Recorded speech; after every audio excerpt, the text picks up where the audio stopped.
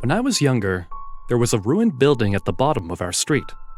All of the kids in the area were kept well away from it because the rumor was that it was haunted. The concrete walls of the old 2-story building were cracked and crumbling. The windows were broken, and shards of glass lay all over the floor inside. One evening, as a test of courage, my best friend and I decided to explore the creepy old place. We climbed in through a window at the back of the building. The whole place was dirty, and there was a layer of mud on the wooden floor. As we dusted ourselves off, we looked up and were shocked to see that someone had written the words, "I am dead," on the wall near the ceiling. Probably just some teenagers trying to scare the kids. "Yeah, probably," replied my friend nervously. We explored more of the rooms on the ground floor. In a room that appeared to have once been a kitchen of sorts, we found more writing on the wall.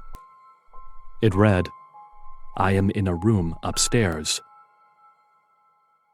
We walked up the creaking stairs to the second floor. I led the way, and my friend followed close behind. I wasn't scared, but he was beginning to get a little jittery. When we came to the top of the stairs, we turned left and walked cautiously down the narrow hallway. At the end of the hallway was a closed door with some more ominous writing on it. "You will find me in this room." By now, my friend was shaking with fear. I was quite creeped out too, but I didn't want to show it. He told me he didn't want to go any further, but I insisted, telling him there was nothing to be afraid of. I turned the handle and the door creaked open. We stepped into the room and found it empty. There were 2 closed doors on either side. There was more creepy writing on the wall. It read, "My head is on the left and my body is on the right side." As soon as my friend saw this, he completely lost his nerve. He gave a yelp and turned to run away. I caught hold of his arm, but he shook me off and fled out through the open door. I heard his footsteps disappearing off down the hallway. I held my ground. I was determined to be brave and overcome my fear. Mustering all my courage, I opened the door on the right and walked inside. I walked to the other side of the room, and on the wall, written in tiny letters were, "My body is underneath." I looked down on the floor. I realized I was standing on some more writing on the floorboards. I stepped behind and saw the words, "My head is coming from the room behind you. Turn around." I heard the door behind me creaking and quickly turned. There was a shadow moving behind the door. Suddenly, something rolled into the room and came to rest against the wall. It was my friend's severed head. His dead, sightless eyes seemed to stare at me. Screaming in horror, I flung myself out through the open window and fell 2 stories to the ground. I landed on my side, breaking my arm. In horrible pain, I ran home, crying and yelling for my parents. The police were called, and they searched the old ruined building. At first, they didn't find anything. There wasn't any writing on the wall. They combed the house from top to bottom, but didn't find any traces of my friend. Then, they pried up the floorboards. His body was lying underneath. They never found his head.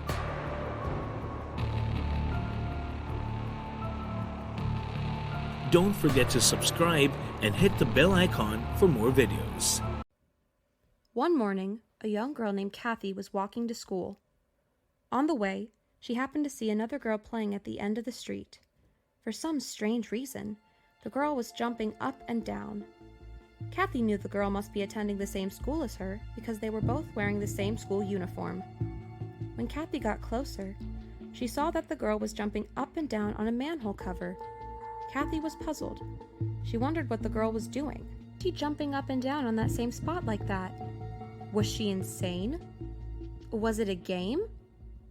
As she was jumping, Kathy heard the girl muttering to herself, 3, 3, 3, 3, 3. Kathy came closer to the girl and realized it was Monica, a quiet and strange girl from her class who was often the target of bullying. Sometimes, the other girls in class would just ignore Monica, At other times, they would play cruel pranks on her. The teachers knew she was being bullied, but they just turned a blind eye and didn't bother getting involved. And why would they invite themselves to any kind of trouble? All those girls belonged to rich, well-off families and were spoiled brats. Realizing that school was about to start in a few minutes, Kathy turned off, leaving Monica to her strange, odd game. That day at school, Kathy noticed that there was an empty desk. Monica hadn't shown up for school. All day, Kathy wondered what Monica was up to. When the school bell rang, all the girls streamed out onto the street. Kathy walked home with her friend Raina. Raina was one of the girls who had always mocked Monica and played the cruelest pranks on her for fun. Raina noticed Monica jumping up and down on the manhole cover. It was the same spot Kathy had seen her on the way to school in the morning. Kathy asked Raina to ignore Monica and just walk home. But Raina had something on her mind. She wanted to bully Monica. She walked up to Monica and stopped right in front of her. Kathy walked with Raina. Monica just kept on jumping up and down on the same spot as if the girls weren't there. She had a big smile on her face and just went on saying, 7, 7, 7, 7. "What are you doing?" Raina asked Monica. Monica didn't answer and went on jumping and saying, 7, 7, 7. "I asked, what are you doing?" shouted Raina. Monica just ignored her and just kept on jumping. Raina was furious at this. "Who do you think you are to ignore me? Answer me when I talk to you, you ugly-looking girl." Until that moment, Raina had never hated Monica like the others did, but the sight of the girl enjoying herself so much and ignoring her completely filled Raina with anger. "You better tell me what you're doing or you'll be sorry," warned Raina. Monica kept jumping with a smile on her face as if she hadn't heard Raina's warning. At that moment, Raina lost her temper and pushed Monica to the ground. "My turn," said Raina, as she stood on the manhole cover in place of Monica. Raina jumped up in the air, and at that very moment, Monica reached out and pulled out the manhole cover. Raina fell straight inside the manhole. Monica got to her feet and covered the manhole back again. Then, with this big smile of satisfaction on her face, she looked at Kathy and stood on the manhole cover. She gave out an evil laugh and started jumping up and down again. As she jumped, she said, 8, 8, 8, 8. Kathy stood there, looking at Monica in shock. One of my relatives passed away suddenly. I had never met the woman. She had a daughter who was 4 years old. The little girl's name was Amanda. Her father wasn't able to raise her on his own, so he asked my aunt if she could take care of her, and he would pay for her expenses as much as he could. The little girl refused to be left alone and never left my aunt's side. It started to become a problem. My aunt couldn't go anywhere without Amanda. She constantly needed attention and was not ready to be left alone, even for a little time. Even my aunt's own daughter started to get jealous. One day, my aunt told me she had to go out of town for a couple of days and asked if I would be able to babysit the little girl for her. I agreed willingly. I lived alone and could do with some company. A few days later, my aunt dropped Amanda at my apartment. As she was leaving, she took the girl aside and said, "Amanda, please be good and behave yourself." She hugged her and left. After my aunt had gone, I tried to talk to Amanda and play some games with her, but her behavior seemed to be very strange. She had a teddy bear tucked tightly under her arm and never let go of it. She never smiled. She never spoke. All she ever did was sit quietly in the corner and stare at the wall. It made me kind of uneasy. I was trying to find something that would entertain her. I had just bought a new digital camera, and I decided to let Amanda play with my old one. When she saw the camera, her eyes lit up. I showed her how to use it, and she went around my apartment taking pictures of almost everything. There was a bright smile on her face, and this made me a little happy. That evening, I discovered how difficult Amanda was to deal with. Whenever I tried to leave the room, she started crying and screaming out my name. I couldn't leave her alone, or she would create a huge fuss. She even insisted on going to the bathroom with me, which was very embarrassing. At bedtime, she refused to stay in the spare room and insisted on sleeping next to me on my bed. I read her a bedtime story, and after a while, I managed to put her to sleep. That was when I noticed her teddy bear. One of its legs was charred and blackened, as if it had been burned. It made me wonder how and why she was carrying a burnt teddy instead of the many new toys my aunt had bought for her. In the middle of the night, I was awoken by a strange noise. When I turned over, I saw that something was wrong with Amanda. The little girl's body was trembling and shaking. Her eyes were wide open, her teeth were chattering, and tears were streaming down her cheeks. I held her close and asked what was wrong. "She's looking at me again," she mumbled. "Who is?" I asked in surprise. "The dark woman," replied Amanda. She wouldn't say anything more. I tried to tell her it was just her imagination, but she kept shaking her head and whimpering. It took me a long time to get her to go back to sleep again.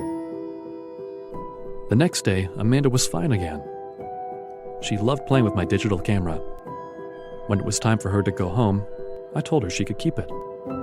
Amanda hugged me. Although she didn't say anything, I could say she was overjoyed. I dropped the little girl off at my aunt's place and stayed to have a cup of tea.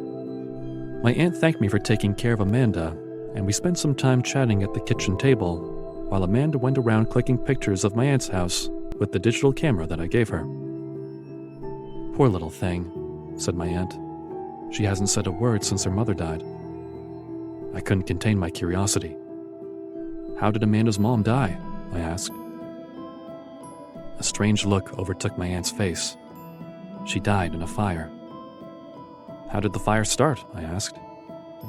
"Well," my aunt hesitated at first, unwilling to talk about it. "It's a very sad story. She committed suicide."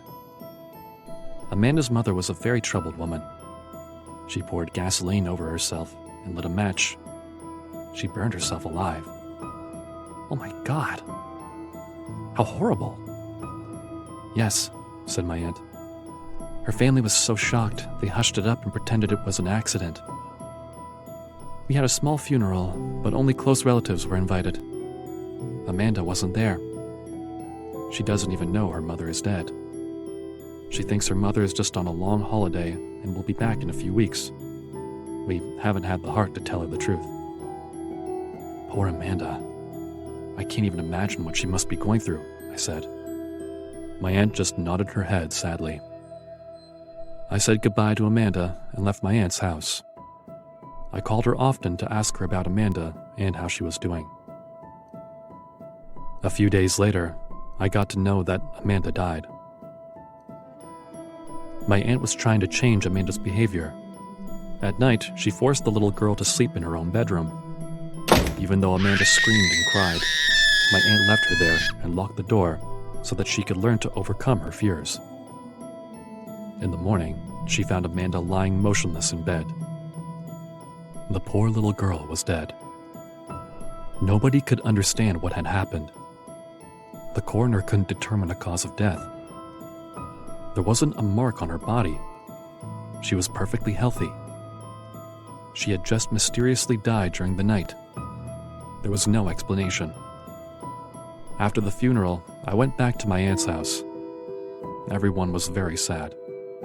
Amanda's father was there too, but didn't speak a word and left in a while. My aunt returned the digital camera I had given to Amanda. I took it home with me. It was something to remember her by. The memory card was full of random photos that Amanda had taken. I realized there were a few pictures of Amanda too. Probably my aunt had clicked them. I browsed through them, wiping a tear from my eye. There were pictures of my apartment, pictures of my aunt's house, pictures of flowers, dogs, toys, candy. Silly pictures that a child would take. Then I came to the last picture on the memory card, and it made my blood run cold. My hands were trembling. I wanted to scream, but nothing would come out. The timestamp on the photo showed that it had been taken on the night Amanda died. Here is the last picture that the poor girl ever took with my digital camera.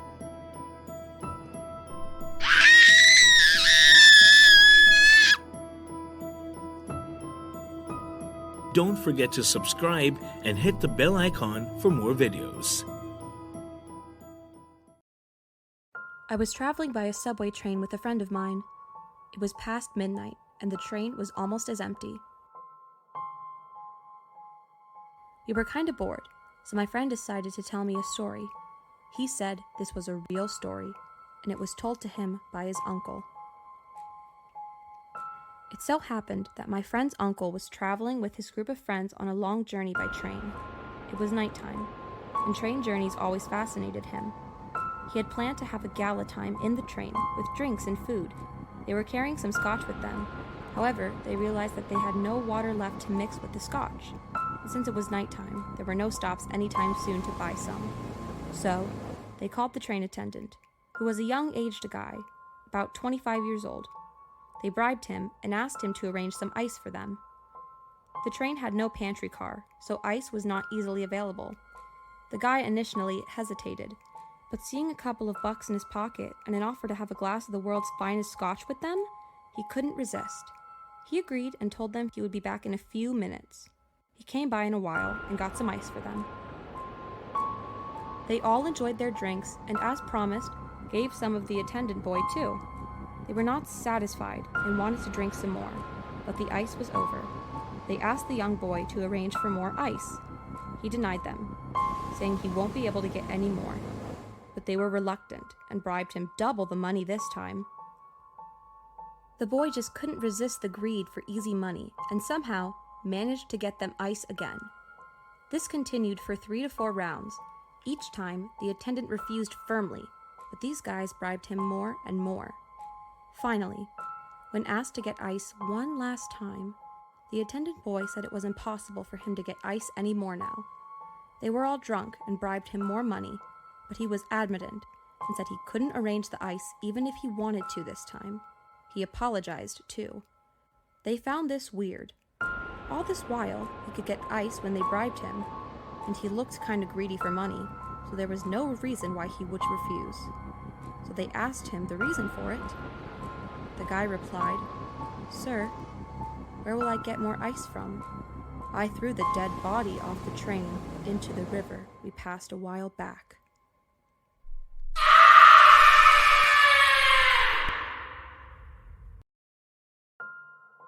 After the murders, the house had lain empty for 2 whole years. The newspapers were full of sickening details about how brutal the crime was, and whenever prospective buyers heard what had happened behind those gray concrete walls, they stayed well away. Then one day, a young married couple named Mr. and Mrs. Griffin came to view the house. They liked the look of it, and the price was very low, so they decided to buy it. Before they moved in, they had some workmen come to clean the bloodstains off the walls and the kitchen sink. They had to install new carpeting to cover the stubborn bloodstains on the floorboards, and even after airing the house out for a week, there was still an odd smell that lingered in the hall closet. The Griffins thought it was best to avoid telling their children about the grim history of their new home. There was no sense in needlessly upsetting the little ones, and it might cause them some sleepless nights. For the first few days after they moved in, things went splendidly well. The children had a party and invited all their friends from school. Mr. and Mrs. Griffin went around and met their new neighbors. It seemed like they were all settling in nicely. One night, as they were getting ready to bed, Mrs. Griffin was in a thoughtful mood. "Did you know that one of Mrs. Bentley's hands was found in the kitchen?" she asked. "Oh," said her husband. "Really?" "Yes, but her fingers were in the dining room."